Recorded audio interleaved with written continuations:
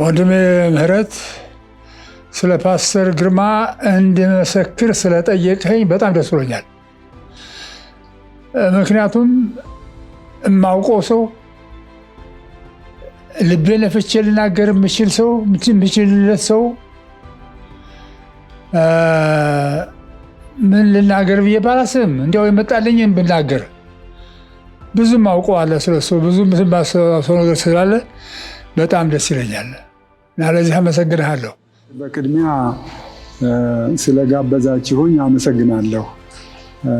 ስለ ፓስተር ግርማ እንዳንተም ደግሞ የመናገር እድል ስለሰጣችሁኝ አመሰግናለሁ። እንግዲህ አቶ ምህረት የኔን እድል በማግኘቴ በጣም ደስ ብለኛል። እግዚአብሔርን አመሰግናለሁ።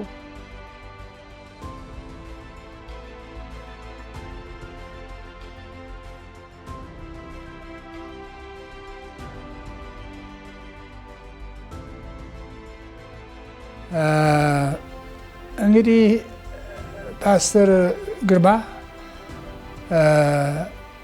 ወደ አድቬንቲስት ቤተክርስቲያን በመጣ ጊዜ እኔ እዚህ አልነበርኩም፣ አውስትራሊያ ሀገር ነው የነበሩ እና እዚያው አውስትራሊያ እያለሁ ሰማሁ። ስሰማ ግን ጥሩ ወሬ ሰማሁ ስለሱ። እንዲያውም እዚያው እያለ ሳይመጣ አይቀርም ወደ አውስትራሊያ ይመጣል፣ አንተን ሳይተካ አይቀርም የሚል ወሬ ሰምቼ ነበር። ሲዘጋ አልደረሰም። እኔም ተነስቼ መሄድበት ነበረብኝ። ከኮሌጁ ወደ ሌላ ቦታ ሄድሁ እና ሳንገናኝ እኔ ወደ ኢትዮጵያ ተመልሼ መጣሁ፣ እሱ ደግሞ ወደ አውስትራሊያ በዛው ቀጠለ። በኋላ ግን ከአውስትራሊያ ከተመለሰ በኋላ እዚህ ኢትዮጵያ ስራ በነበረ ጊዜ ከአንድሩስ ዩኒቨርሲቲ ተምሮም ተመልሶ ኢትዮጵያ ውስጥ በስራ በነበረ ጊዜ በዲፓርትመንት ውስጥ አብረን ሰርተናል። በስብሰባዎች በሚደረጉ ጊዜ በገጠሩ በተለየ ልዩ ስብሰባዎች ሲደረጉ አብረው ከጋበዙን አብረን እየሄድን መልካም ጊዜ አሳልፈናል እና ስለዚህ የምናገረውን ነገር ስለ ፓስተር ግርማ በእውቀት ነው እንጂ በስሜት አይደለም። በቤቱ ውስጥ አውቀዋለሁ፣ በካምፕ አውቀዋለሁ፣ በጉዞ አውቀዋለሁ፣ በንባብ ዓለም አውቀዋለሁ፣ እንናበባለን እና የእግዚአብሔር ሰው ብሎ ዝም ነው። እግዚአብሔርን የሚወድ ሰውን የሚወድ አገልግሎት እጅግ ብዙ ደስታ የሚሰጠው የእግዚአብሔር አገልግሎት ለሱ ትልቅ ደስታ ነው፣ ትልቅ ደስታ እና በአገልግል ብሎ በተጠየቀ ቁጥር የሚቻለው ከሆነ እምቢ አይልም፣ ያገለግላል። ስለዚህ ይሄን ስለሱ አውቃለሁ እና አንድ ነገር እንዲያው በጣም ጎልቶ የሚታየኝ ከሱ ህይወት ላይ ስብከቱ ሁልጊዜ አዲስ ነው። ይሄ ምንም ያህል ብዙ ጊዜ አብረኸው ብትኖር እሱ በሚሰብክ ጊዜ አዲስ ነገር ታገኛለህ። ታዲያ ጥያቄ ራሴንም መጠየቅ ጀምሮ ከምንድን ነው የሚያገኘው ይሄ ነገር ብዬ ሳስብ የሚያገኝበትን ምስጢሩን አገኘሁት። እንዴት አድርጎ አዲስ ሀሳብ እንደሚያገኝ ሁለት መንገዶች አሉት። አንደኛ ሰባኪ ሲሰብክ በጸሎት ቤት ዝም ብሎ አይቀመጥም። ፓስተር ግርማ ደብተር አለችው፣ መጽሐፍ አለችው። የሚጠቅም የመሰለውን ይመስለኛል እንግዲህ የሚጠቅም የመሰለውን ፎርስ ነው እንጂ ይጽፋል። በኋላ እሱ ሲሰብክ ይጠቅሳል፣ እገሌ እንዳለው ብሎ ይጠቅሳል። ወይም ደግሞ በጽሁፍ ሲጽፍ እገሌ እንዲህ እንደተናገሩ ብሎ ይጠቅሳል። እንዲህ ስለሚያደርግ የሚናገረው ነገር አይሰለችም። ሁልጊዜም አዲስ ነው፣ ሁልጊዜም ንጹህ ነው፣ ሁልጊዜም የሚያስተምር ነው፣ ትምህርታዊ ነው። በዩኒየኑ አብረን ስንሰራ በነበረ ጊዜ አንድ ዋትሰን የሚባል ሰው ነበረ፣ የዩኒየኑ ፕሬዝዳንት አለቃችን። እሱ በኋላ ወደ ዲቪዥኑ ተዛወረ፣ ሀራሬ ሄደ፣ እዛ ይኖራል። እዚያ በሚኖርበት ጊዜ ከኛ ጋር እንግዲህ በጽሁፍ ነው፣ እንደ ድሮ ብዙ ጊዜ አይመጣም። እዚህ አንዳንድ ጊዜ ሲመጣ እንገናኛለን። የቀረው በጽሁፍ ግን በብዛት እንገናኛለን እና ምን ሲል ሰማሁት፣ በኢትዮጵያ ያሉት ሰራተኞች በሙሉ ተሰብስበው የሚጽፉት ጽሕፈት ግርማ ብቻውን የሚጽፈውን ያህል ቢሆን ኑሮ እንዴት ያለ ስለ ኢትዮጵያ ትልቅ መረጃ ባገኘን ነበር ብሎ ሲገረም እና ሲያደንቅ ሰምቻለሁ። እውነቱ ነው፣ ውሸት አይደለም፣ እውነት ነው። ግርማ የሚጻፍ ነገር ካለ እሱ ነው ቀድሞ የሚጽፈው። ሰው ሞተ የተባለ እንደሆነ፣ ሰው ተጋባ የተባለ እንደሆነ፣ ሰው አንድ ችግር ደረሰበት የተባለ እንደሆነ፣ ማህበራዊ ችግር የሆነ እንደሆነ ለማስታወቂያን ችግር የሚቀድመው የለም። ይሄ የሚያሳየኝ ምንድነው? ሀሳቡ ከህዝቦቹ ጋር ነው ያለ። ህዝቦቹን ይወዳል ማለት ነው። በጎቹን የሚጠብቅ እረኛ ነው ማለት ነው። አንድ ይሄ ነው። ሌላ ደግሞ ማውቀው በተለየ ማውቀው ስለ ግርማ እሱ የሚያውቀውን ያህል የምእመናንን ስም የሚያውቅ ፓስተር እኔ አላውቅም።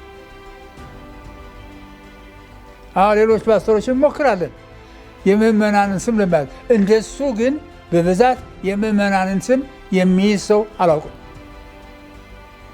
ይሄ ጥቅም አለው፣ ትልቅ ጥቅም አለው። አንድ ሰው ለራሱ ከሱ ስም የበለጠ ጣፋጭ ስም የለም። ለምህረት ከምህረት የበለጠ ጥሩ ስም የለም። ቆንጆቱ ስም ምህረት ነው። ምህረት የተባለ ጊዜ ፈገግ ይላል፣ ያዳምጣል፣ ይሰማል፣ ደስ ይለዋል። በተለየ ከፑልፒቱ ሆኖ ምህረት የሚባል የተጠቀሰ እንደሆነ ትልቅ ደስታ ነው የሚሆነው። ስለዚህ ፓስተር ግርማ ምንድን ነው የሚያደርገው? እንዴት እንደሚያደርገው አላውቅም። ሰው ጋር ሲገናኝ መጀመሪያው የሚያደርገው የሰውየውን ስም መያዝ ነው። ስሙን ይይዛል፣ በስሙ ያናግረዋል። ከዚያ ቆይቶ ደግሞ ይጋብዘዋል። የሚናገር ከሆነ ወደ የሚናገርበት ቦታ ከፑልፒቱም ሆኖ ስሙን ይጠቅሳል። እንደ ምሳሌ አድርጎ ጠቅሶ ይናገራል። ስለዚህ የሰዎችን ስም ማወቁ በአገልግሎቱም ጠቅሞታል። ለምእመናንም በእሱ ላይ ፍቅር እንዲያድርባቸው አድርጎላቸዋል። ትልቅ ፍቅር። አንድ ሰው እኮ ስምን ፈልጎ ከአነጋገረህ ወዳጅህ ነው ማለት ነው። ወዳጅህ ባይሆን አልፎ ሄዳል እንጂ ምህረት እያለ ሲጠይቅ አይሆንም። የሚጠይቀው ግን ስለሚወድህ አልፎ ሊሄድ ስለማይፈልግ ሲያነጋግርህ ደስታ ስለሚያገኝ ይቆማል፣ ይጠይቃል። እና ስለ ፓስተር ግርማ ስብከት እንዲያው በአጭር ለመጥቀስ ያልጠቀስኩ እንጂ ብዙ አለኝ ስለሱ የምናገረው። እግዚአብሔር የሰጠው የሰው ፍቅር ወንጌላዊ የሆነ ሁሉ ሰባኪ የሆነ ሁሉ ሰውን ወዳጅ መሆን አለበት። ሰውን እየጠላ ለሰው ሰባኪ ሊሆን የሚችል የለም። ቢሆንም ቢሞክርም አይሰራም። ከስብከቱ የሚቀድም ፍቅሩ ነው። ያ ሰውዬ ያየዋል። የሚወደው መሆኑን ካወቀ ይሰማዋል። በደንብ የሰቀ ይሰማዋል። የሚወደው አይደለም። የማይወደው ከሆነ ግን ይህን ያህል ግድ የለውም። ይህን ያህል አይደለም። እና ወንድማችን ግርማ እግዚአብሔር የሰጠው ብዙ መክሊት አለው። ያንን መክሊትን በስራ ያውላል። በስራ የሚያውልበትም ዘዴ የተለያየ ነው። አንድ መንገድ አይደለም። በጽሁፍ ያውለዋል፣ በስብከት ያውለዋል፣ በጉብኝት ያውለዋል። የማይሄድበት ጊዜ እና ቦታ የለም። እና እግዚአብሔር የባረከው ሰው ነው። ፓስተር ግርማ ዳምጤን የማውቀው ከ1959 ዓመተ ምህረት እንደ ኢትዮጵያ አቆጣጠር ማለት ነው ጀምሮ ነው። ያ እንግዲህ ወደ 57 ዓመት አካባቢ መሆኑ ነው። እና ፓስተር ግርማ ዳምጤ ለእኔ የክርስትና አባቴ ነው ለማለት እችላለሁ። ምክንያቱም ወደዚህ ወደ አድቬንቲስት ቤተክርስቲያን የመጣሁት በሱ አማካኝነት ነው። እና ፓስተር ግርማ ዳምጤ መግለጽ ለእኔ በጣም አይከብደኝም። ፓስተር ግርማ ዳምጤ በጣም ጥሩ የመጽሐፍ ቅዱስ ተማሪ ነው። እንደዚያም ሆኖ የመጽሐፍ ቅዱስ ተማሪ ነው ስል በጣም መጽሐፍ ቅዱሱን የሚወድ የሚያጠና ሰው ነው ማለቴ ነው። እና አንድ ሰው ደግሞ ለራሱ ጥሩ ተማሪ ካልሆነ ጥሩ አስተማሪ ሊሆን አይችልም። ስለዚህ ፓስተር ግርማ ዳምጤ በአገልግሎቱ በጣም የተወደደ ፓስተር እንደሆነ ነው የማውቀው። የሚያስተምረው የእግዚአብሔር ቃል በጣም የማያሰለች በተለያዩ ምሳሌዎች እያዋዛ ሰዎችን እያሳቀ የራሱን የህይወት ታሪክም ጨማምሮበት ነው የሚያስተምረው እና የእሱ ስብከት ቢሰማ አይጠገብም እና እሱ የተናገረው ነገር ደግሞ ለብዙ ጊዜ ሲታወስ ነው የሚኖረው። ብዙ ሰዎች ፓስተር ግርማ ዳምጤ እንዲህ አለ፣ ፓስተር ግርማ ዳምጤ ሲያስተምር እንደዚህ ብሎ አስተማረ ብለው ያነሱታል እና በጣም የተወደደ ክርስቲያን ወንድሜ ነው ፓስተር ግርማ እና ፓስተር ግርማ ዳምጤ እኔ እሱን እንግዲህ ከ57 ዓመት በፊት ያወቅኩት እንዴት እንደሆነ እንደው ባጭሩ ለመግለጽ በአንድ ወቅት ከአንድ ጓደኛዬ ጋራ ያን ጊዜ ልዑል መኮንን ሆስፒታል ይባላል፣ ዛሬ ጥቁር አንበሳ ሆስፒታል የሚባል ከሆስፒታሉ በታች መዝናኛ ቦታ ነበረ እና እዛ መዝናኛ ቦታ ላይ ቁጭ ብለን ኃላፊ አግዳሚውን እያየን እንዝናናለን ከጓደኛዬ ጋራ እና አንድ ሰው ትራክት እያደለ መጣና ለእኛም ከዚያ ትራክት አደለን። ያንን ትራክት ሳነበው ትራክቱ ላይ ከተጻፉት ነገሮች ሁሉ የማረሳው ሌላውን ሁሉ ብረሳ የማረሳው ክርስቶስን በዚያ ያገኙታል የሚል ጽሑፍ አለ እዚያ ላይ እና ስለ ስብሰባ ነው የሚናገረው። በፍልውሃ 7ኛው ቀን አድቬንቲስት ቤተክርስቲያን እንዲህ አይነት የወንጌል ስብሰባ አለ እና ተጋብዛችኋል በዚህ ሰዓት ይላል እና በዛ ትራክት ላይ የፓስተር ግርማ ዳምጤ ፎቶግራፍ እና የተናጋሪው የፓስተር ዳኮስታ የሚባል ፓስተር ነበረ እና የእሱ ፎቶግራፍ ነበረ። እኔ ብዙ ያን ጊዜ አዲስ አበባ ብዙ ስላልኖርኩኝ እዛ የተወለደ ጓደኛዬን ጠየቅኩት። ይሄ 7ኛው ቀን አድቬንቲስት ቤተክርስቲያን የሚባለው የት ነው አልኩት። እዚህ ታች ነው አለኝ። እዚህ ታች ነው፣ እስቲ እንሂድ አልኩት። ከዛ በኋላ ታሪኩ ብዙ ነው። ታሪኩን ለማሳጠር ይሻልና ይዞኝ ሄደ። በሰዓቱ በተባለው ሰዓት ይዞኝ ሄደ። ገባን፣ ተቀበሉን። በበር ላይ ቀይ ስጋጃ ካርፔት ተነጥፏል። ሁሉ ነገር በጣም አስደሰተኝ። ከዛ ቁጭ ብለን የመዝሙር አገልግሎት ነበረ። በኋላ ሰባኪው እና ፓስተር ግርማ ወጡ። የስብከት ሰዓት ሲደርስ ሲወጡ ያንን ወረቀቱን አውጥቼ ፎቶግራፋቸውን ለማረጋገጥ እንትን አልኩኝ እና በዚያ ቀን ነው ፓስተር ግርማን ለመጀመሪያ ጊዜ ያየሁት። ከዛ በኋላ ወደ 7ኛው ቀን አድቬንቲስት ቤተክርስቲያንም ባለማቋረጥ መሄድ ጀመርኩ። በፓስተር ግርማ ዳምጤ አማካኝነት የጥምቀት ትምህርት ተማርኩ። ከዛ በኋላ ተጠመቅኩና አድቬንቲስት ሆንኩ እና ፓስተር ግርማ ዳምጤን የማውቀው በዚያን ጊዜ ነው ለማለት ነው። ፓስተር ግርማ በህይወቴ ውስጥ ፐርሰናሊ ትልቅ ተጽዕኖ ፈጣሪ የሆነ ፓስተር ነው። እኔ እንግዲህ አድቬንቲስት ቤተክርስቲያን ከመጣሁ ወደ 45 ዓመት ይሆነኛል። ገና በወጣትነት ዘመኔ ሃይስኩል ተማሪ ያለው ነው ጌታን ያገኘሁት። ደግሞ ከሌላ እምነት ከጆባ ነበር የመጣሁት።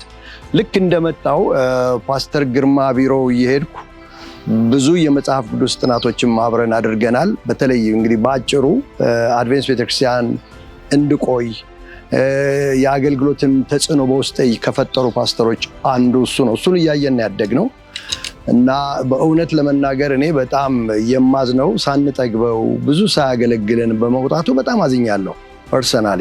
እኔ እንዲያውም ከወጣ በኋላም በስተ ጡረታ እድሜው መጥቶ ኢትዮጵያን ያገለግላል ብዬ ሳስብ ነበረ። ነገር ግን እዛ ብዙ በመቆየቱ የሚሰማኝ ስሜት አለ። ሚስ አድርገነዋል። እኔው ግን በህይወቴ ትልቅ ተጽዕኖ የፈጠረ እንዲያውም ከሱ ጋር በግል እንነጋገር ነበር። የኔም ፍላጎት ነግረው ነበረ። ቴዎሎጂ ተምሬ አገልጋይ መሆን እንደምፈልግ። ከዚህ የተነሳ በዚያ ወቅት ቴዎሎጂ ትምህርት ቤትም ኢትዮጵያ ውስጥ ስላልነበረ ወደ ውጭ ሄጄ መማር ነበረብኝ። ያንን ደግሞ ለማድረግ የግድ ድርጅቱ እንዲልከኝ መስራት ስለነበረብኝ ድርጅቱ ውስጥ እንድሰራ ሀሳብ ሰጠኝ። አመልክቼ ወደ መቀሌ ሄጄ እዛ ወደ 6 ዓመት አገልግያለሁ። ያንን ያህል ዓመትም እቆያለሁ ብዬ አላሰብኩም። ኤኒዌይ የራሴን ገታል አድርገውና ምንድነው በህይወቴ ውስጥ ትልቅ ተጽዕኖ አሳድሯል። መቼ ነው እንደ ፓስተር ግርማ መድረክ ላይ ቆሜ የማገለግለው የምሰብከው ብዬ የምመኘው ፓስተር ነው። እግዚአብሔር እንደዚህ አይነት ሰዎችን ስለሰጠን እግዚአብሔርን አመሰግናለሁ። ፓስተር ግርማ ዳምጤን ለመጀመሪያ ጊዜ ያየኋቸው ክፍለ ሀገር መጥተው በልጅነቴ ነበር። ያኔ ነው ፓስተር ግርማ መሆናቸውን ያወቅኩት። ከዛ በኋላ ወደ አዲስ አበባ ስመጣ ደግሞ እንዳለመታደል ሆኖ በአጭር ጊዜ ነው እሳቸው ወደ አሜሪካን ሀገር የሄዱት እና የእሳቸውን አገልግሎት የምፈልገውን ያክል ለማግኘት አልታደልኩም። ነገር ግን ፓስተር ግርማ 2 ጊዜ የስብከት አገልግሎት ሲሰጡ ሰምቻቸዋለሁና በጣም አቀራረባቸው የሚስብ ነው። ድምጻቸው በጣም የወጣ ነው እና በዛ አይነት ሁኔታ ሰዎችን እንዳው በጣም አድርጎ የሚቀሰቅስ አይነት አቀራረብ ነበር ያቀረቡት እና 2 ነው የሰማሁት። ከሁለቱ አንዱ ግን በጣም እኔን የበለጠ የሳበኝ አንደኛው ነው። ያ ያቀረቡት መልእክት ስለ አለቃ ዘካርያስ ነው። ከዛ በፊት አባቴም አጎቴም ሲያወሩ በልጅነቴ ሰማ ነበር፣ ግን ብዙም ለነገሩ ትኩረት አልሰጠሁትም ነበር። ነገር ግን እሳቸው መረጃ ስለ አለቃ ዘካርያስ ይዞ በስብከት መልክ ያቀረበ የሰማሁት የመጀመሪያው ሰው ፓስተር ግርማ ዳምጤ ነበሩና ያ የበለጠ ስለ አለቃ ዘካርያስ ለማወቅ ጉጉት እንዲያድርብኝ ያደረገ መልእክት ነበርና መረጃ ይዘው ጽሁፎችም ይዘው ነበር ያቀረቡትና ያንን ሲያቀርቡ በጣም ነበር የተደሰትኩት። ምክንያቱም በአፈ ታሪክ ከምሰማው የበለጠ በመረጃ የቀረበ የመጀመሪያ መልእክት የሰማሁት እሱን ስለነበር ኢንተረስትድ ሆኜ ስለ አለቃ ዘካርያስ የበለጠ ለማወቅ ጉጉት እንዲያድርብኝ ያደረገ ነበርና መልእክቱን በጣም በሚስብ ሁኔታ ነው ያቀረቡት። ስለዚህ ከነዚህ ሁኔታዎች የተረዳሁት ነገር ምንድነው? ፓስተር ግርማ በጣም ጥሩ የሆኑ የጌታ አገልጋይ፣ ጥሩ የሆኑ ሰባኪ መሆናቸውን ተረድቻለሁ።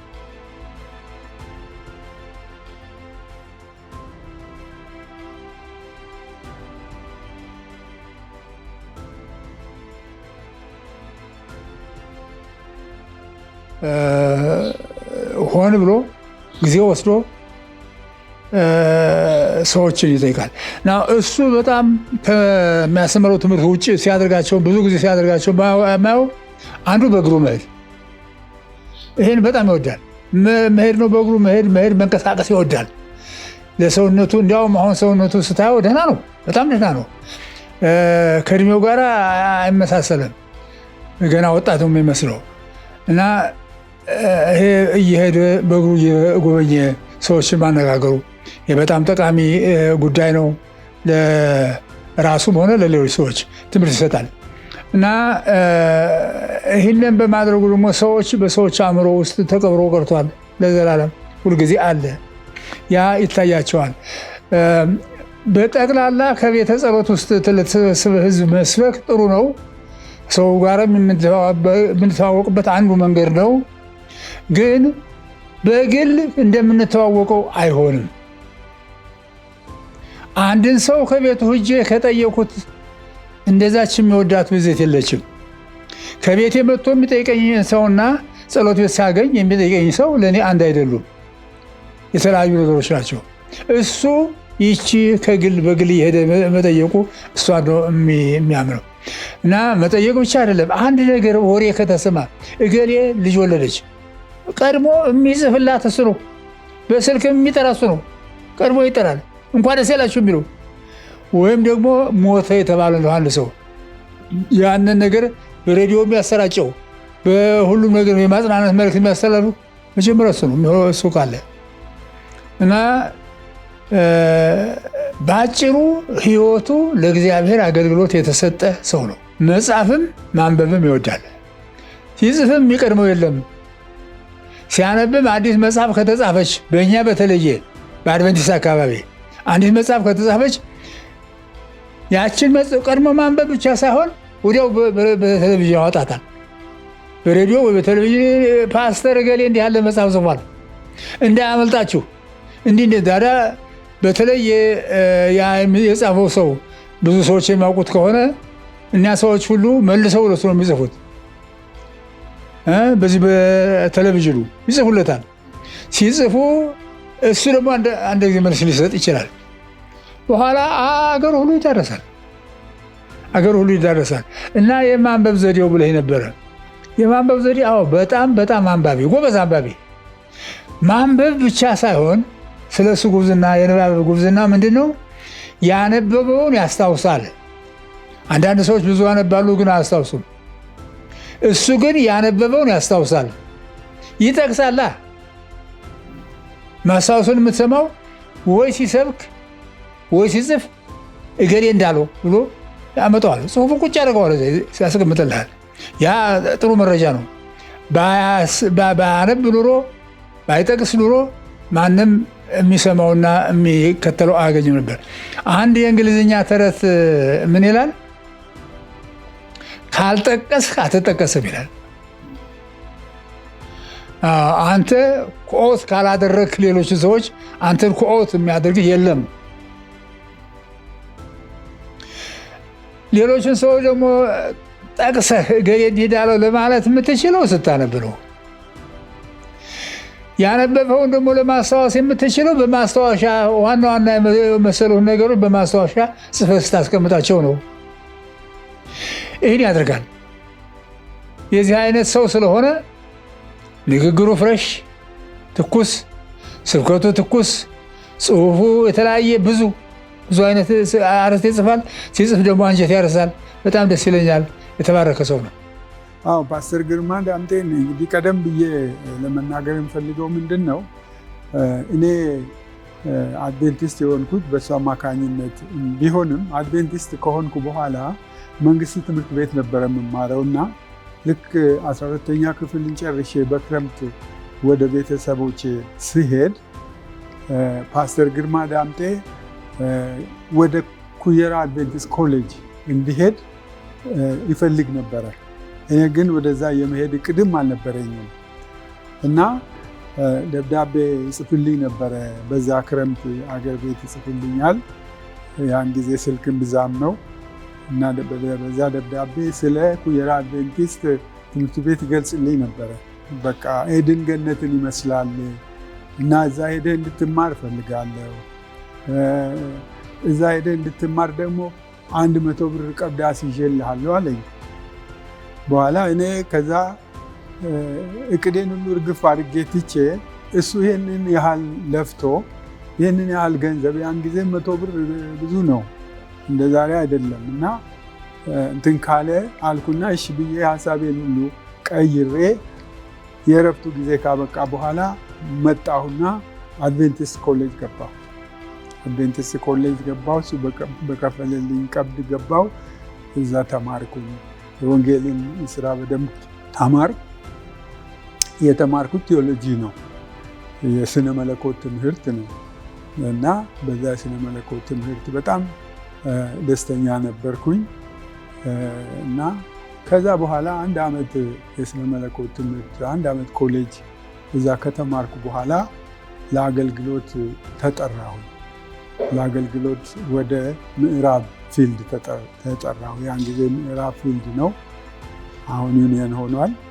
እዛ ሄደህ እንደው ለ1 ዓመት አገልግለንና ከዛ ተመልሰ መጥተህ ትምህርትን ትጨርሳለህ ተባልኩኝና እሺ ብዬ ሄድኩኝ። እዛ ሄጄ አገለገልኩ። 1 ዓመት ሳገለግል 1 ዓመት ጨምርልኝ ሲሉኝ 1 ዓመት ስጨምር 1 ዓመት ጨምርልኝ ሲሉኝ 1 ዓመት ስጨምር ወደ 8 ዓመት ያህል ቆየሁኝ። 8 ዓመት ቆየሁ። እንግዲህ ወደ አገልግሎት በሰፊው የገባሁት በዚያን ጊዜ ነው። ፓስተር ሆኜ የተቀባሁትም በዚያን ጊዜ ነው። ከዛ በኋላ ከ8 ዓመት በኋላ ደግሞ ወደ ጊምቢ ዋና መስሪያ ቤቱ ጊምቢ ነበረ የፊልዱ፣ ወደዛ ተዛወርኩ። እዛም ደግሞ 1-2 ዓመት ያህል ካገለገልኩ በኋላ እንደገና ወደ ደቡብ ደግሞ ተጠራሁ። ወደ ደቡብ ተጠርቼ ወደ ደቡብ ሄጄ ደግሞ የደቡብ ፊልድ የስራ ኃላፊ ሆኜ እንዲሰራ ተደረገ። እሺ ብዬ እሱንም ተቀበልኩ። በዚያን ጊዜ ነበረ እንግዲህ ከፓስተር ግርማ ጋር በአገልግሎት የተሰለፍኩት፣ ለመሰለፍ እድል ያገኘሁት። ፓስተር ግርማ ዳምጤ ጋራ ብቻ ሳይሆን ከነ ፓስተር ጸጋዬ ተገኔ ጋራ በጣም ትልቅ ትውውቅ፣ እርግጥ ሁሉም ታላቆቼ ቢሆኑም ለእኔ በጣም የልብ ወዳጆቼ ናቸው። እነዚህ ሁለቱ ሰዎች በጣም የልብ ወዳጆቼ ናቸው። ከልባቸው ነው የሚወዱኝ፣ እኔም ወዳቸዋለሁ እና በዛ እንግዲህ እኔ ወዳለሁበት ፊልድ ለስራ ይመጣሉ። ለስራ በሚመጡበት ጊዜ አብረን እንሰራለን። አብረን በመንገድ ስንሄድ እየተጫወትን እንሄዳለን። እዛ ወደ መንፈሳዊ የሚባል ስብሰባ ደግሞ አለ። መንፈሳዊ ስብሰባ ካምፕ ሚቲንግ የሚባለው፣ በዛ ካምፕ ሚቲንግ ይመጣሉ። ከምዕመናኖቻችን ጋር እንገናኛለን። የተለያየ ፕሮግራም እናወጣለን እና በዛ ሁሉ ነው የፓስተር ግርማን አገልግሎት የማውቀው እና በጣም የተወደደ ነው ያልኩት እንደው ዝም ብዬ አይደለም፣ ካየሁት እና ከተለማመድኩት እየተነሳ ነው። ምዕራብም በነበርኩ ጊዜ እንደዚሁ ይመጣሉ። እዛም እንደዚሁ መንፈሳዊ የሚባል አለ። እዛም እንደዚሁ ሲመጡ እዛም አብረን እናገለግላለን። ብዙ ችግር ውስጥ እናልፋለን። በመንገድ ላይ ችግር ያጋጥመናል፣ በስብሰባ ላይ ችግር ያጋጥመናል። ያ ሁሉ ግን በደስታ የምንቀበለው ነገር ነው። እግዚአብሔር በጣም አድርጎ ይባርከን ነበረ እና ፓስተር ግርማ በጣም ታማኝ አገልጋይ፣ ተጫዋች እና እግዚአብሔርን የሚወድ ሰውንም የሚወድ ሰው ነው ፓስተር ግርማ። ባጭሩ ይሄ ነው እንግዲህ እሱ ብዙ ማለት ይቻላል ስለሱ።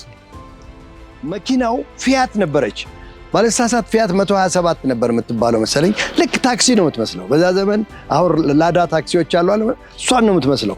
ከዚህ ተነስቶ ሲሄድ እዚህ አምባሳደር አጠገብ ያቆምና በር ከፈት ሲያደርግ ታክሲ የመሰላቸው ሰዎች ይገባሉ። ከዚያ ነው አምባሳደር ሳይሆን አምባሳደር ስንመጣ ነው። ስንሄድ ደግሞ ትምህርት ሚኒስቴር አጠገብ ያቆማል። አምባሳደር ድረስ ያደርስና ሰዎች ወጥተው ገንዘብ ሊከፍሉ ሲሉ የኔ መኪና አትከፈልም ትከፍላለች እያለ ትራክት ያድላቸው እንደነበረ በደንብ አስታውሳለሁ። የወጣትነት አእምሮዬ ሲመለስም እንደዚሁ ነው የሚያደርገው። ሰው ሳይጭን በጭራሽ አይሄድም። እንዲያውም እንዳልኩ ወደ ፌሳ በምንሄድበት ሰዓት በቃ ሁሌ ሰው ሳይዝ በምንም አይነት እኔን ትምህርት ቤት አስፎርፎ ፓስተር ግርማ ትምህርት ቤት ዛሬ አትሄድም ብሎ ይዞኝ የሚሄድበት ጊዜ አለ እና ያ ይገርመኛል። ሌላው ፍልውሃ ቤተክርስቲያን በነበረን ፕሮግራም በተለይ እሁድ ፕሮግራም ላይ በጣም የሚገርም የፕሮቴስታንት ቸርች አባላት ቤተክርስቲያኑን ይሞላል። መቀመጫ አታገኝም። ይሄ እውነት ነው። ፊልም አለ። ይሄ ድሮ እንደዚህ ምን አይነት ፊልም ነው የሚባለው? የድሮ ፊልም ታውቀዋለህ አይደለም? ማኒሜላ አይነት እንደዚህ እየዞረ እንትን የሚታየው ፊልም እናሳያቸዋለን። ባይብል ስቶሪ። ከዛ የተለያየ ፕሮግራም አስደናቂ ግሩም መጽሔቶችን ይሸልማል። በጣም ደስ የሚሉ ፕሮግራሞች ይቀርባሉ፣ ዝማሬዎች። በዚያ ሰዓት የፕሮቴስታንት ቸርች አባሎች በዙሪያው ጥቅጥቅ ይላሉ። እኔ እንዲያውም ሃይ ስኩል ተማሪ ስለነበርኩ ትምህርት ቤት የማውቃቸውን ጓደኞቼን የመካነ ኢየሱስ የመሰረተ ክርስቶስ አባሎችን ጋብዛቸው ነበር እና ቸርች ይመጡ ነበር። እሁድ ማታ በጣም የሚገርም ፕሮግራም የነበረበት ዘመን ነው እና ያ ያስገርመኛል። እና ፓስተር ግርማ ብዙ የምናስታውሰው ነገር አለው በንግግሩ።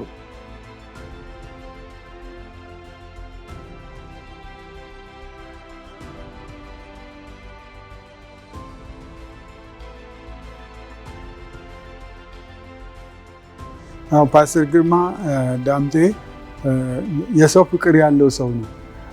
አንዴ ያወቀውን ሰው የማይረሳ፣ ከጊዜ ወደ ጊዜ የበለጠ የቀረበ ሄዶ ወዳጅ የሚያደርገው አይነት ሰው ነው ፓስተር ግርማ ዳምጤ። የስራ ጓደኞችን ብቻ ሳይሆን ማንኛቸውንም የሚያገኛቸውን ሰዎች ሁሉ በቃ ስማቸውን ይይዛል። የማስታወስ ችሎታው ከፍተኛ ነው እና በጣም በቃ በስም ጠርቶ ያነጋግራቸዋል። በስም ጠርቶ ሰላምታ ይሰጣቸዋል እና ደግሞ ከሁሉ በላይ ደግሞ ይመሰክርላቸዋል። ፓስተር ግርማ በጣም ጎበዝ መስካሪ ነው። በቃ እድል ባገኘ ቁጥር ስለ እግዚአብሔር በጎነት ሳይናገር አይቀርም። የሚነበብ ነገር ይሰጣቸዋል፣ ይከታተላቸዋል እና ስለዚህ ከሰው ጋር ያለው ተግባቦቱ በጣም ከፍተኛ ነው። በተለይ ደግሞ ችግር የገጠማቸው ሰዎች ወዳጅ ነው። በቃ ወዳጅ ይሆናቸዋል፣ ይጸልይላቸዋል፣ በተቻለው ነገር ሁሉ ይረዳቸዋል ሌላ መንገድም ሁሉ ሌላ ሰው እነሱ የሚረዳበትን መንገድ ይፈልግላቸዋል፣ ይጎበኛቸዋል፣ ያበረታቸዋል፣ ያጽናናቸዋል፣ ከሰው ጋር ያስተዋውቃቸዋል፣ ከቤተ ክርስቲያን አባሎች ጋር ያስተዋውቃቸዋል። እና እንደዛ ነው ፓስተር ግርማ በቃ ሁለገብ የሆነ ሰው ነው በክርስትና ሕይወቱ። አንድ ጊዜ ያገኘውን ሰው ከተዋወቀ በኋላ በቃ ትውውቁ እያደገ እየጨመረ ነው የሚሄደው ትውውቁ እና በጣም የተሳካለት ወንጌላዊ ነው ማለት ይቻላል። ፓስተር ግርማ በጣም የተሳካለት ወንጌላዊ ነው። ምክንያቱም የጀመረውን ነገር ይጨርሳል፣ የተነገረውን ነገር ያስታውሳል፣ አይረሳም።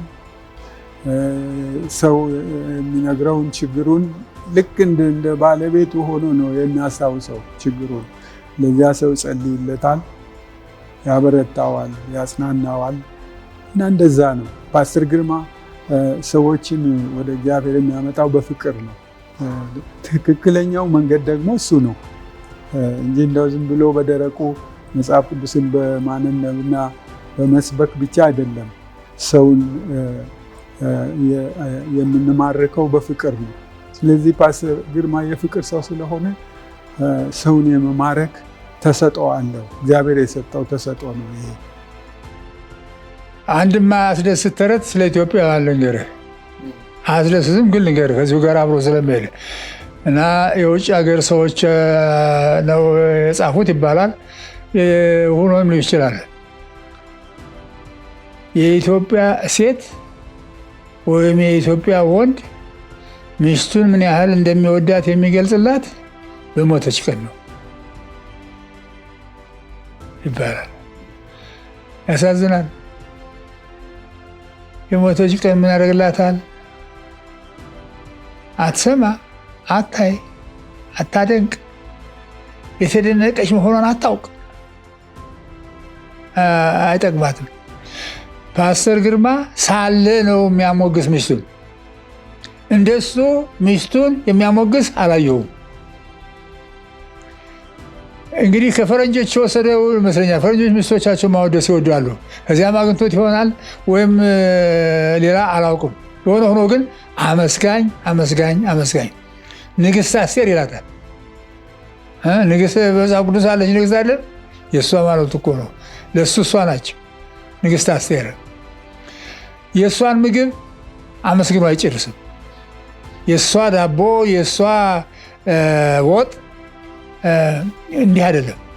አንድ ጊዜ ፒዩሲ ሂጄ ነበርና ከዚያ ስሰብክ ስጨርስ ህዝብ የተሰበሰበበት ቦታ አለ፣ አንድ ቦታ ሌላ ቦታ እና እዚያ ለምሳ ጠሩኝ። ቀረብ አለና ተው የተሻለ ምሳ ትበላለህ፣ ዝም ብለህ ወደ እኔ ና አለ። ይዞኝ ሄደ። ወደ አስቴር ነው። አስቴር ወደ አዘጋጀችው። እውነትም ቆንጆ ምግብ፣ የምትሰራው ምግብም ቆንጆ ነው። ባህሏም ጥሩ ገላጭ ነው እና የሚያወድሰውም ያለ ምክንያት አይደለም። ጎኑን ጠብቃለታለች ጥሩ አድርጋ። ስለዚህ የሚደነቅ ሰው፣ ሊወደድ የሚገባው ሰው ነው። በዚህ በኩል ፓስተር ግርማ በጣም ስለሱ ተናግሬ ዝርዝር አልጨርሰውም። ከወጣት ጋር በጣም ጓደኛ የነበረ በተለይ ፐርሰናሊ ከእኔ ጋራ በጣም ልዩ ቅርርብ ነበረን ማለት እችላለሁ። እንደው ከዚህ ግቢ ብንጀምር እኛ ፌሳ ስንመጣ በስራም ስንመጣ የሚታረፈው እዚህ ጌስት ሃውስ ነበረ፣ እንግዳ ቤት ከኋላ። አሁን መዋለ ሕፃናት ሆነዋል። እዛ ጥግ ያለው እንግዳ ቤት 50 ሳንቲም የተከፈለ ይታደራል። እና ማረሳው ፓስተር ግርማ ደግሞ እዚህ ቤት ነው የሚኖረው። እኔ ከማቀው ጀምሮ እስከሚሄድ ድረስ የኖረበት ቤት ዛሬ ሆፕ ቻናል የምትጠቀሙበት ስቱዲዮ ማለት ነው። አሁን ስቱዲዮ ሆነው ሆፕ ቻናል የምትጠቀሙበት ቦታ ነው። ቤቱ ይሄ ነው። እና ጠዋት ማረሳው ከዛ ሄዶ አንኳኩቶ ይጠራናል ካደርንበት ቤት። ፓስተር አትርፍ እኔ አብረን አንዳንድ ጊዜ ስናደር ኑ ቁርስ ብሎ ይለንና እሱ ሁሌ ቁርስ ነው የሚጋብዘው። ቁርስ እንደ ንጉሥ ይላል። እና ወይዘሮ አስቴር የምትሰራውን ጣፋጭ ቁርስ እንበላ ነበር እና በጣም አረሳውም። ያ ትዝታ አለኝ። ከዛ ውጪ ከዚሁ አካባቢ ሳንንቀሳቀስ ፓስተር ግርማ አንዳንድ ጊዜ እዚህ ጌስት ሃውስም ስናደር አብረን እንሂድ ይላል። ብቻውን መሄድ አይወድም። ሰው ለሰው መድኃኒቱ ነው የሚል እንትን አለው፣ አባባል አለው። ፐርሰናሊም በግሌ ደግሞ መቀሌም እየመጣ እዛ ስራ ከሄድኩ በኋላ እጮኛ ከያዝኩ በኋላ እኔና እጮኛዬን የዛሬዋን ባለቤቴን አብሮ መክሮናል። ወደ ውጭ ከመሄዱ በፊት በጣም የምቀርበው በጣም ወደው ፓስተሬ ነው። ለብዙዎቻችን አስተማሪ ነው። በዚህ በአዲስ አበባ ብቻ አይደለም፣ ወደ ደቡብ በየትኛውም አቅጣጫ ብትሄድ ፓስተር ግርማ በጣም የታወቀ የምንወደው አገልጋይ ነበረ። እግዚአብሔር አሁንም እድሜውን ያርዝም፣ ጌታ ጸጋውን ያብዛለት።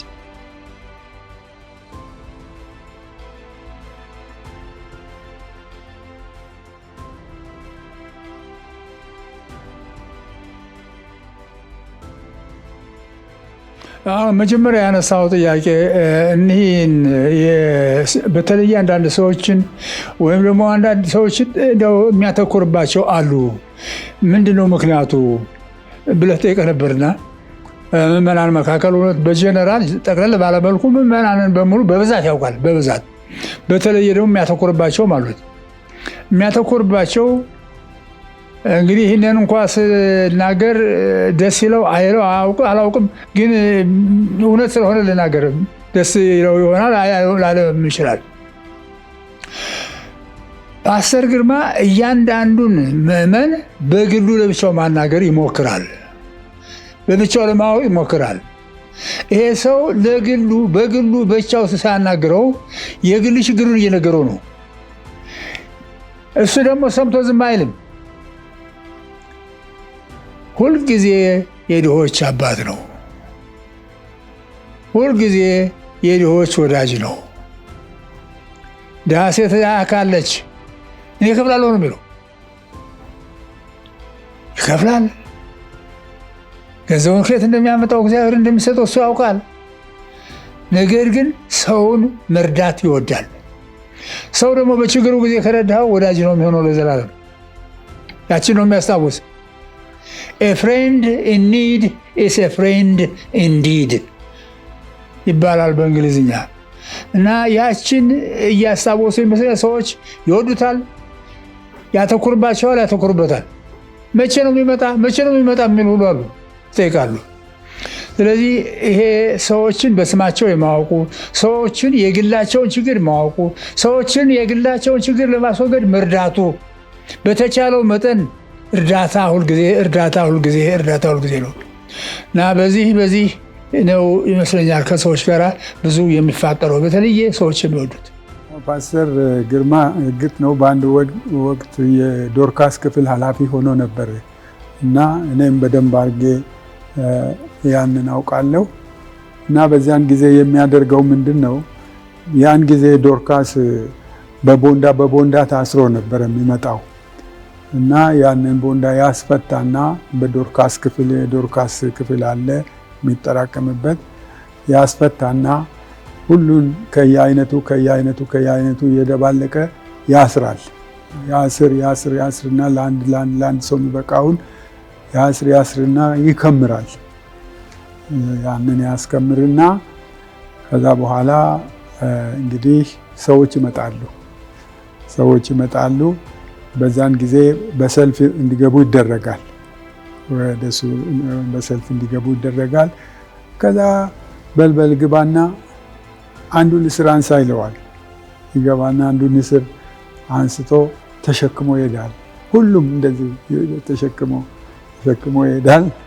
ከዛ በዛ አይነት ነው በቃ ፓስተር ግርማ እኔ የዶርካስ ኃላፊ ምናልባት ለዚህ ዓመት ብቻ ይሆናል የሚሆነው፣ በሚቀጥለው ዓመት ሻር ይሆናል። ግን ባለሁበት እንደዚህ ሰዎች ተሸክመው የተንገዳገዱ ሲሄዱ ሳይ ደስ ይለኛል ይለኝ ነበረ።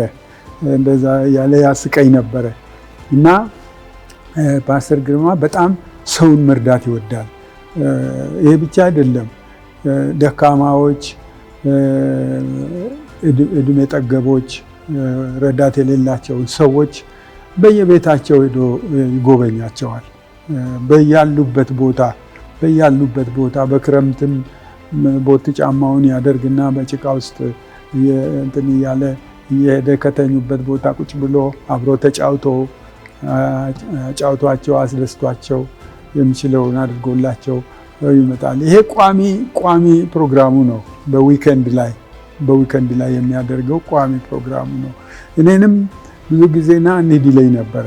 ይዞኝ ይሄድ ነበረ። ከሚሄድበት ቦታ ሁሉ ይዞኝ ይሄድ ነበር እና ይዞኝ የሚሄደው የተቸገሩ ሰዎች፣ መንቀሳቀስ ያቃታቸው ሰዎች፣ ረዳት የሌላቸው ሰዎች ያሉበት ቤት በሳሳ ጎጆ ውስጥ ያሉ የሚረዳቸው ሰው የሌላቸው እየሄደ ያጫውታቸዋል፣ ያስደስታቸዋል፣ ይረዳቸዋል፣ ይመርቁታል፣ በጣም ይመርቁታል። እና እኔም ይሄንን አይቻለሁ ከሱ እና እንደዛ የሚያደርግ ሰው ነው እና የሰውን ችግር ቅድም እንዳልኩት የሚረዳ ሰው ነው። ልክ እንደ ባለቤቱ ሆኖ ችግሩን ይረዳል እና እንደ ባለቤቱ ሆኖ ችግሩን መረዳት ብቻ ሳይሆን ይጸልይለታል፣ ያጸልይለታል። ወንድም ገሌ እህት ገሌ በጸሎት እናስባት ይላል እና ችግሯን ያውቃል። በጣም ለሚቀርቡት ሰዎች ችግሯን ይናገራል፣ ይረዳቸዋል እና እንደዛ ነው። በቃ ፓስተር ግርማ ዳምጤን በቃ ሰው ሁሉ ከልብ የሚወደው በዚህ ምክንያት ነው። በጣም ሰውን መርዳት የሚወድ ሰው ነው። እዚህ ፈረንሳይ ተራራ ላይ እንወጣለን። አንዳንድ ጊዜ እዚህ አካባቢ በየወሩ የሚረዳቸው አሮጊቶች እናቶች ነበሩ እና በዚያ ዘመን 30 ብር ብዙ ነው። 30 ብር 20 ብር ይሰጣቸዋል። እየዞረ ያድላል። በዚያ ሁሉ እየሄድን የምናድልበትን ጊዜ አረሳው። እንደገና ወደ ፌስታ ስንሄድ ፌስታ ደግሞ አንዳንድ ጊዜ ትምህርት ቤት እያለኝ ዛሬ በቃ ትምህርት ቤት ከኔ ጋር ትሄዳለህ ይለኛል እና አብረን እየሄድ ምናልባት ጎማ ተንፍሶበት ከረዳሁት ይኸው ላይ ለዚህ ነው ሰው ለሰው መድኃኒት ነው ይለኛል። ከዛ በመኪና እንሄዳለን ወደ ፌሳ። እዛ ከሄድን በኋላ በጣም ማስታውሰው ድሮ እንዳሁኑ መንገድ አልነበረም። በላይ ቦጆባር በሚባል አካባቢ እርሻ እየሰነጠቀ ነበር የሚገባው። ዘምሩ ይለናል። በቃ እኛ እጃችንን አውጥተን መንገዱ አስቸጋሪ ቢሆን የሚለውን አንድ መዝሙር አለ። እሱን እየዘመርን እርሻውን ሰንጥቆ ፌሳ ይገባል። ፌሳ ከደረስን በኋላ እዚያ አካባቢ ጭቃ ምናምን ይዘናል። እንግዲህ ለስራ ጉዳይ ይሄዳል። ጭቃ ሲይዘን አንድ ጊዜ የማስታውሰው መኪናው የያዝነው መኪና አልወጣ ብሎን አብሮ ደግሞ የአድራ ሰውም ነበረ። በዚያ ትዝ የሚለኝ እንግዲህ አብረን በነበርበት ጊዜ በኋላ ፓስተር አትርፍ በጥሩምባ ህዝቡን ይሰበስብና በገመድ በእንጨት ጎትተው ወደ ላይ ድረስ ያወጡናል። አሁን የኔ ወላጆች መኖሪያ ያለ ከዚያ በላይ በቃ ጭቃውን በሙሉ አሻግረው ላይ ካደረሱን በኋላ እኔን በቃ ስማቸው መዝግብ ይለኛል። ወደ 80 ሰዎች ነበሩ ተሰብስበው መኪናችን ጎትተው ያወጡ እና ሐሙስ እመጣለሁ ብሎ ማረሳው። እንደገና ሐሙስ ተመልሰን ሄደን 80 ብርድ ልብስ ይዞላቸው ሄደ። ያኔ የበጎ አድራጎት ዶርካስ ወይም በጎ አድራጎት የምንለው እንትን ድርጅት ነበር። ከዚያ 80 ብርድ ልብስ ለህዝቡ የሰጠና እስከ ዛሬ ድረስ አይረሱትም። ፓስተር ግርማን እኛ አካባቢ ያሉ የገጠር ሰዎች ራሳቸው እስካሁን ያውቁታልና ያ በጣም አስገራሚ ነገር ነው። በደርግ ጊዜ እኛ ባለንበት ከተማ በኮምቦልቻ ከፍተኛ የሆነ የሃይማኖት ስደት ነበር እና በቤታችን አባቴ እህቴና 2 ወንድሞቼ ታስረው በጣም ብዙ ተንገላተዋልና ቤተሰባችንም በጣም በከፍተኛ ጭንቀት ውስጥ ነበርና በዛ ሁኔታ ውስጥ ግን በጣም በሚገርም ሁኔታ ሊጎበኙን የመጡ እሳቸው ናቸው እና በዛን ጊዜ አባቴ ከነቤተሰቡ መታሰሩን የቤተ ክርስቲያን መሪዎች ሰምተዋል። ነገር ግን ከዚያ ሁሉ መጥተው ቤታችን ድረስ ሰው ጠይቀው ነው ይዘው የመጡ ቤታችንና እዛ መጥተው የእግዚአብሔርን ቃል አካፍለው ጸሎት አደረጉልንና በጣም አጽናኑን። ያ በጣም ትልቅ መጽናኛ ሆነልን። ከዛ በላይ ደግሞ ትዝ እንደሚለኝ ለእናቴም ደግሞ የገንዘብ ድጋፍ አድርገውላታል። አስታውሳለሁ። በልጅነት አእምሮ ነው ያንን ያየሁትና በጣም በጣም በጣም እጅግ እንደወዳቸው ያደረገኝ ያ ነው። በዛ ሁኔታ ውስጥ መጥተው መጠየቃቸው ሳያንስ እንደገና ደግሞ ያንን የገንዘብ ድጋፍ ማድረጋቸው ከዚህ የተነሳሁት ሩህሩህ ልብ ያላቸው የጌታ አገልጋይ እንደሆኑ አይቻለሁኝ ፓስተር ግርማንና ስለ ፓስተር ግርማ መናገር የሚችለው ይሄንን ነው። ምንድነው ፓስተር ግርማ እንግዲህ እርግጥ ነው ያው ሰው ሁሉ ውስንነት አለው። ሁላችንም ቢሆን እንደዛ ነን አይደለ? እና ግን ፓስተር ግርማ እግዚአብሔር ይሰጠዋል። በቃ እግዚአብሔር ይባርከዋል። እሱን ለሰው የሚያስበውን ያህል ፓስተር ግርማ በቃ ተቸግሬያለሁ ብሎ ሲል ሰምቼው አላውቅም። እና ደግሞ ሌላ የሚያደርገው ነገር ምንድን ነው? ከራሱ ብቻ ሳይሆን ደግሞ ከሌሎችም ሰዎች ያሰባስባል፣ እርዳታ ያሰባስባል። ከውጭ ሰዎች ይለምናል እና ያገኛል። እድለኛ ነው። ሰውን የማሳመን ችሎታ ስላለው እድለኛ ነው እና ከዛም እያለ ብቻ ለሰው የሚሰጠውን አያጣም። ለሰው የሚሰጠውን አያጣም። ከልብ ካለቀሱን ባይገድም ይባል የለ እና አንድ ሰው አንድ ነገር ከልቡ ካሰበበት እግዚአብሔር ደግሞ መንገዱን ይከፍትለታል። እና ፓስተር ግርማ እንደዛ አይነት ሰው ነው። እንደዛ አይነት ሰው ነው። በቃ ያለውን ለሰው ለማካፈል የሚወድ ሰው ነው። ሰውን ተቸግረዋል፣ እኔ ምንም ነገር ላደርግለት አልችልም የሚል ሰው አይደለም። የቻለውን ያህል አጠራቅሞም ቢሆን ለረጅም ጊዜ ያጠራቀማትን ያችን ነገር ያደርጋል እና በዛ አይነት ነው ሰውን የሚረዳው። ፓስተር ግርማ ዳምጤ እኔ በመጣሁበት ሰዓት የኔ አስተማሪ ሞይሴና እሳቸው ነበሩ። ፓስተር ግርማ ዳምጤ በጣም ደግ ሰው፣ የሰውን ችግር የማያይ የሰውን በሽታ የማያዩ ደግ ሰው ነበሩ። እማቃቸውም ለ46 ዓመቴ ነው። ሳቅ ቤተሰብ ነን። ጠርተው እንኳን አይጠግቡኝም። ከሄዱ በኋላም እንኳን ለልጆቼ የሚሆን ይረዱኝ ነበረ። በጣም የምወዳቸው ቤተሰቦች ናቸው። ያጠመቁኝም እሳቸው ናቸው። በጣም እግዚአብሔር እድሜና ጤና ይስጣቸው። አስቴሪንም እግዚአብሔር ይባርክሽ። በጣም የምወዳቸው ቤተሰብ ናቸው። ሰጥተው የማይጠግብ ነው ግርማ ዳምጤ ማለት። ኮቱን አውልቆ የሚሰጥ ከኪሱ ባዶ ሲሆን ኮቱን አውልቆ መንገድ ላይ የሚሰጥ ነው ፓስተር ግርማ። በጣም ነው የማውቃቸው። ስጠመቅም እሳቸው ናቸው ያጠመቁኝ። አመሰግናለሁ። እወዳቸዋለሁ።